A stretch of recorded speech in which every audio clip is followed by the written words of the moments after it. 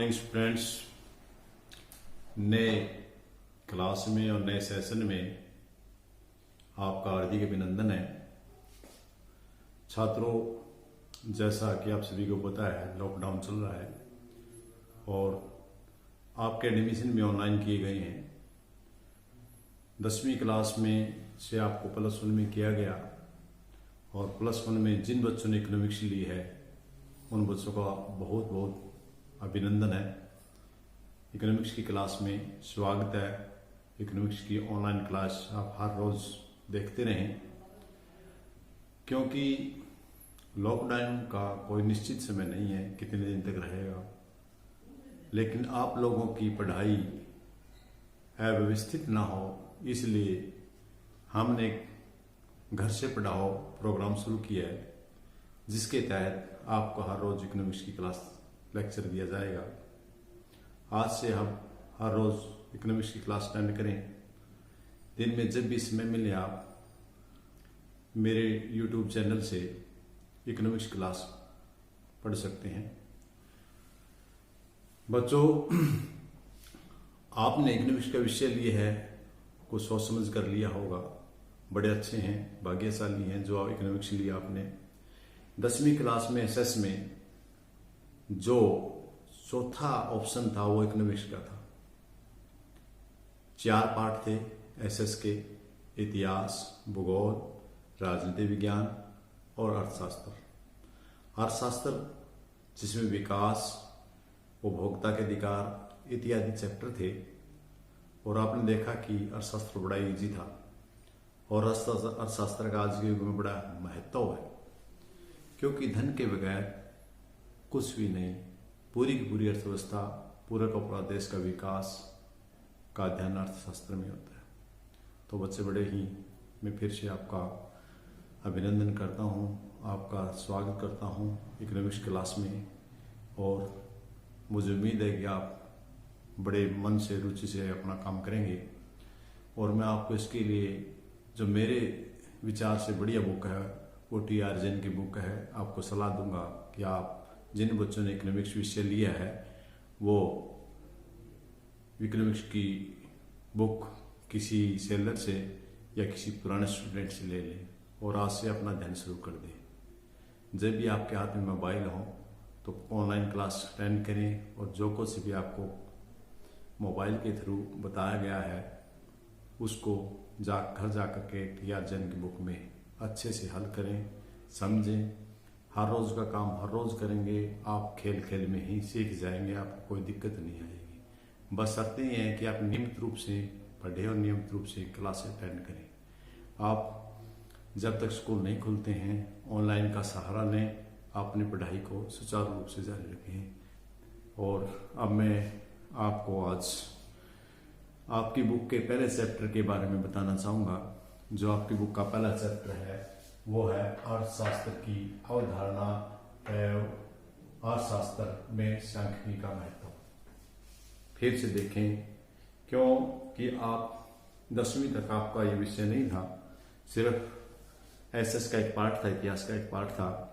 अब ये स्वतंत्र रूप से विषय आ चुका है +1 में। तो +1 11वीं के छात्रों का लिए एक विशेष नया विषय है, तो उनको विशेष ध्यान देने की आवश्यकता है। घबराने की कोई जरूरत नहीं है, बड़ा इजी और बड़ा रुचिकर विषय है, बड़े मजा आएगा इसमें आपको। जो आप आगे आगे बढ़ते जाएंगे, बस शर्त वही है कि आप रेगुलरली क्लास अटेंड करें, रेगुलरली देखें और रेगुलरली ही अपनी बुक में इसको याद करें और नोटबुक में लिखते जाएं। जो पहला चैप्टर है आज से आप शुरू करें। पहला चैप्टर आपका अर्थशास्त्र की अवधारणा एवं अर्थशास्त्र में सांख्यिकी का महत्व। सांख्यिकी ये हम बाद में बात करेंगे जब इसका टॉपिक आएगा। आज हम अर्थशास्त्र को समझने से पहले तो यही समझने का अर्थशास्त्र होता क्या है। अर्थशास्त्र, अर्थ जमा में शास्त्र, यानी अर्थ मैंने धन, शास्त्र मैंने वैज्ञानिक अध्ययन। एक ऐसा शास्त्र जिसमें वैज्ञानिक तरीके से, ढंग से, सिस्टमेटिक ढंग से आप बच्चों को अध्ययन करवाया जाए उसको हम अर्थशास्त्र कहते हैं। अर्थशास्त्र क्या है, इस चार्ट में सिर्फ आपको इतना ही समझना काफी रहेगा कि धन संबंधी क्रियाओं को जो शास्त्र अध्ययन करता है उसका हम अर्थशास्त्र कहते हैं। इसमें कौन सी क्रियाएं हैं, सबसे पहले हम 4-5 टॉपिक हैं उनको समझने का प्रयास करें। सबसे पहला फिर अर्थशास्त्र आपने समझ लिया क्या है, धन का शास्त्र, धन संबंधी क्रियाओं का अध्ययन करने वाले शास्त्र को अर्थशास्त्र कहते हैं। दूसरा आपका है उपभोक्ता व भोग। ये आपने 10वीं क्लास में भी पढ़ा था, उपभोक्ता के अधिकार। दोबारा से हम आपको रिवाइज कर रहे हैं कि उपभोक्ता क्या होता है। जो भी वस्तुओं का उपभोग करता है उसे हम उपभोक्ता कहते हैं। उपभोग का मतलब यूज है।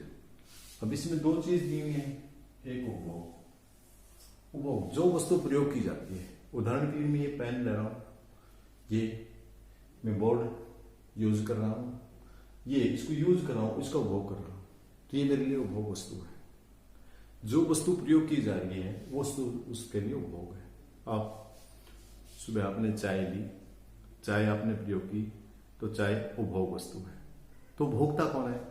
जो वस्तु को यूज कर रहा है, जो वस्तु को प्रयोग कर रहा है। जैसे मैं इस पेन को प्रयोग कर रहा हूं, ये मैं प्रयोग करने वाला आदमी हूं, वो उपभोक्ता। जो वस्तु को प्रयोग कर रहा है वो भोक्ता है, जो प्रयोग हो रही है वो उपभोग है। बेटा फिर से समझने का प्रयास करें कि कोई वस्तु है, वो वस्तु है, वो उपभोग है, और उस वस्तु को प्रयोग करने वाला है वो उपभोक्ता है। समझ में आई ना? हाँ, अच्छे से समझना। आगे नंबर 2, उत्पादक व उत्पादन। उत्पादन क्या होता है? वस्तु को बनाया जाना नया। फैक्ट्रियां हैं, एजेंसियां हैं, बहुत सारी आपने देखी हैं, या मिस्त्री हैं, नई नई चीजों को कर रहे हैं। आपने कहीं देखा हुआ है वो कल्टीवेटर बना रहे हैं, किसी फैक्ट्री में ट्रैक्टर बन रहे हैं, किसी फैक्ट्री में आपके थ्रेसर वगैरह बन रहे हैं। उसको क्या करें? उत्पादन कर रहे हैं वस्तु का। किसान खेत में फसल उगा रहा है, उत्पादन कर रहा है, उसको हम उत्पादन बोलते हैं। फिर उत्पादक क्या है? उत्पादन करने वाला को उत्पादक कहते हैं। उदाहरण के लिए मैं यदि आप बच्चे ग्रामीण लोकेलिटी से संबंध करते हैं तो आपको उदाहरण दूं। एक किसान है, वो किसान खेत में जाता है और गेहूं उगाता है। गेहूं क्या है? गेहूं उगाता है। गेहूं उगाने वाला उत्पादक है, और गेहूं क्या है? उत्पादन है। जो खेत में गेहूं निकलती है वो उत्पादन है, और उगाने वाला किसान है वो उत्पादक है।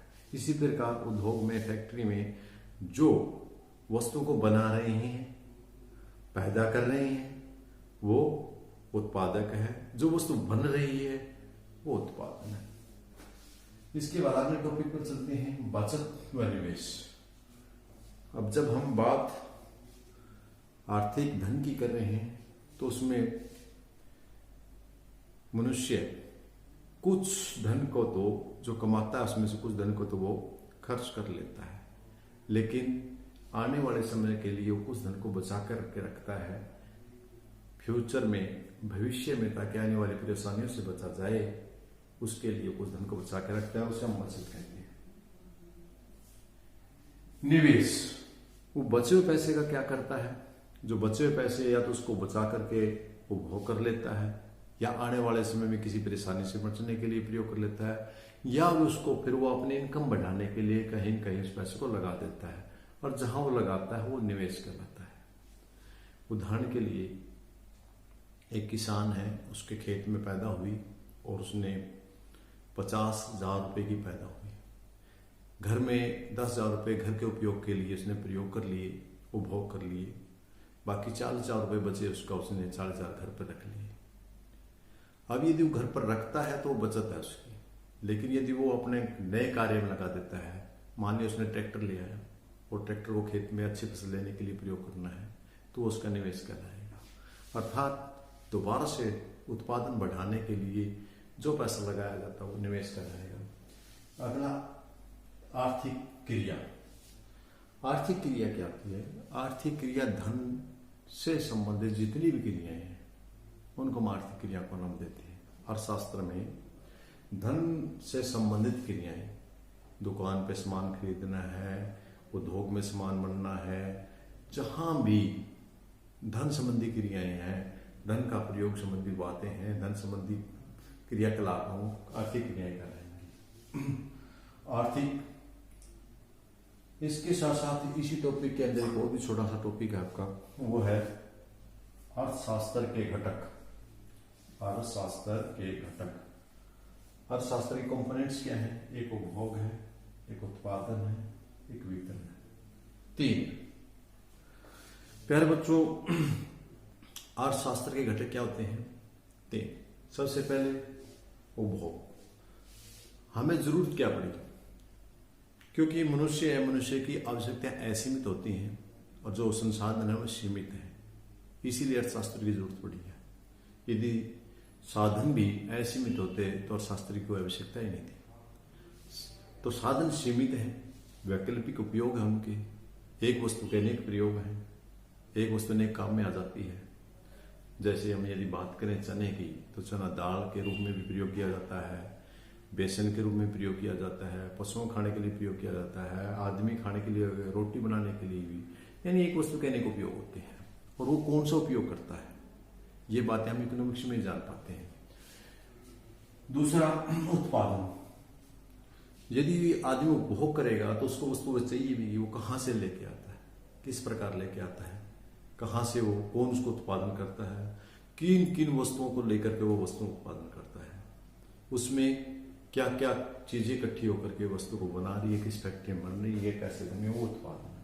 वितरण, तीसरी क्रिया है वितरण। वितरण क्या है?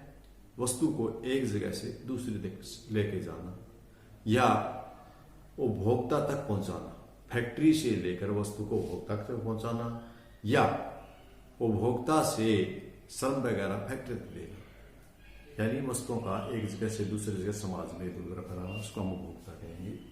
तो इस प्रकार अर्थशास्त्र के जो घटक हैं वो हमारे एक सर्कल के रूप में घूमते रहते हैं। यदि हम कहें उपभोग, उत्पादन और तीसरा वितरण। उत्पादन होगी कोई वस्तु, उसका उपभोग होगा, उपभोग से वस्तु बांटी जाएगी और वितरण की तरफ आएंगी।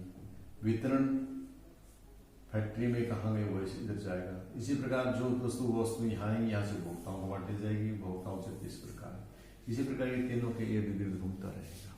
तो प्यारे बच्चों, आज का टॉपिक इतना ही है, ज़्यादा हम आपको बोर नहीं करना चाहेंगे और मैं उम्मीद करता हूँ कि आज की ये जो छोटी छोटी बातें आपको समझ में आई होगी।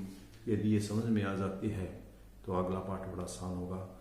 तो आपका धन्यवाद और आपसे यही उम्मीद है कि आप हर रोज़ इकोनॉमिक्स की क्लास अटेंड करते रहें, दूसरे बच्चों को भी बताएं कि ये इकोनॉमिक्स की क्लास लग रही है, इसको अटेंड करें, आप भी करें, हर रोज़ करें।